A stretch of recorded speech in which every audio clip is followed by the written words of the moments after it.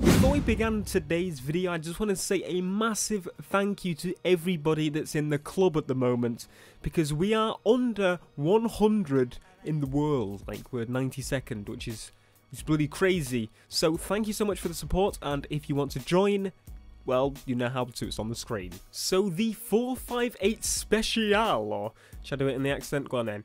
The 458 Speciale! People were saying they enjoyed that accent in the video. I've probably just made a fool of myself. Anyway, welcome to the first DLC car I'm going to be covering in this kind of new modification to my normal driving of cars, because normally we'd get a car, we'd make a drift build, and that would be that. But with this car, we're doing something a little bit different, because somebody actually in the comments said, you always make drift builds, Forza's all about drifting, blah blah blah blah. He's got a bit bored of drifting. So do you know what we're going to do today? We're going to make an anti-drift build. We're going to try and get this thing to drift as less as possible and make it stick to the ground like we want it to. I think I already made a 458 drift car, so it's kind of doing the opposite. You get the idea, let's get on with it. So here we are. We're starting along here because I was thinking of doing like a proper circuit kind of style road, but I thought, hey, this would be a pretty cool road to go with, because once you get to the high speeds, it's a little bit difficult to kind of keep it kind of, you know, topped out, because if you keep going topped out, you're gonna mess it up and hit walls and slide. And that's what we wanted to do. We wanted to stop sliding. We want to figure out what's making it slide, tune it, and have a little play. So, anyway, what I thought I'd do to begin with is have us a little quick story to talk about what when I fell in love with the 458 and what made me love it, that sort of thing. So, I was never really much of a Ferrari fan. I was always a Lamborghini guy. Like, anytime I had the option between a Ferrari and a Lamborghini, the Lamborghini would be the option. And that's obviously, well, because, well, I was stupid, basically. In reality, the Ferraris were always good. The only time that I really fell in love with Ferrari is when I found the 458 on TDU2. Yeah, it took me that long to get into Ferraris. So at that point, I saw modern Ferraris, and I was like, wow, these look really nice. And I actually drove the 458 and absolutely loved it, because it was the most planted and handleable vehicle on TDU2, because, you know, that game wasn't amazing with its handling. So, yeah, then I kind of fell in love with it because it just handled so well, and it wasn't as good a class as the Bugatti Veyron or whatever, but it could turn corners, unlike the Bugatti Veyron. But that's my little story. I've probably told it about 80 times, but oh yeah, sliding! The rain is not helping us grip with this 458. So anyway, this is the Speciale version. So as I said, what we're going to do is we're going to take it and make it into a grippy build. By doing that, there are a few ways we could go about it. We could literally just, you know, put some toe angle on there, some camber. We could put all-wheel drive, which will make us literally rock solid to the ground.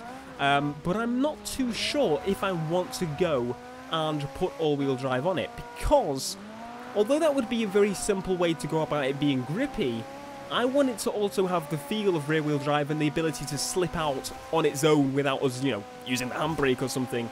Like you get with all-wheel drive, you need to actually sometimes use the handbrake or push it a lot further with a crazy toe angle, that sort of stuff.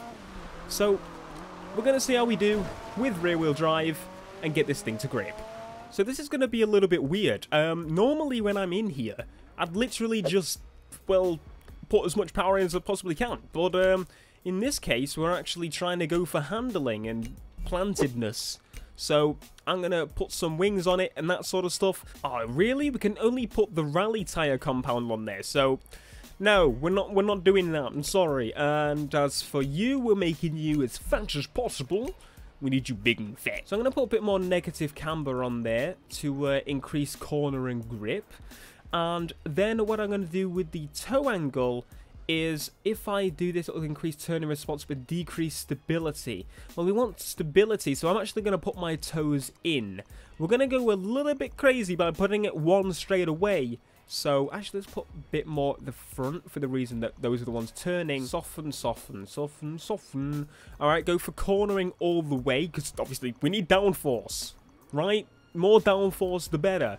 As for the brakes, keep it as it is. And as for the diff, I'm actually going to lower it a little bit. Power forwards, Ferrari. That was pretty planted, I'm not going to lie. So, let's see how we can grip to this road while flying at kind of higher speeds. We're not going to do very well here. Oh, she slid out a little bit, but not too much. It's fine. Do you know what? We need a bit of competition. That thing sounds really weird, doesn't it? Right. Let's go, Mr. Average Competition. Average driver tar. Race me, Hummer! Absolutely love Hummers. Why are we going this way? Why did we all of a sudden turn direction? I didn't want this, Hummer. So, as you can see, it's gripping quite good. We're gripping in third gear there. Normally my cars in third gear would be trying to kill me at that point. Still got a little bit of slide. I don't want to eliminate everything in the same sense, because if I do, then I'm not going to get through corners as quick. For example, I wouldn't be able to like slide through the... Oh no, she's still going. Right, that is not good, missus. We can't tune you. Okay, so what I thought I'd do is I'm going to try and swap up the camber here. Now, when I put it on originally, I put it on negative. Now, the reason I put it on negative is it reduces straight line grip, but it increases cornering grip. But now I'm going to try positive, that actually reduces oversteer, but can make the car unstable. So it works both ways. You're going to have to try and find the middle ground, so I think that may be pretty good. So let's see how she does. Mrs. Ferrari, show us how you drive. Please reverse. Please, I won't go backwards. Alrighty then. So let's see. Does she slide out? A little bit of power and she will. That's something we're not going to change unless we turn traction control on. But I think we've got a pretty solid build here. Let's see if she actually slides if we keep turning. No.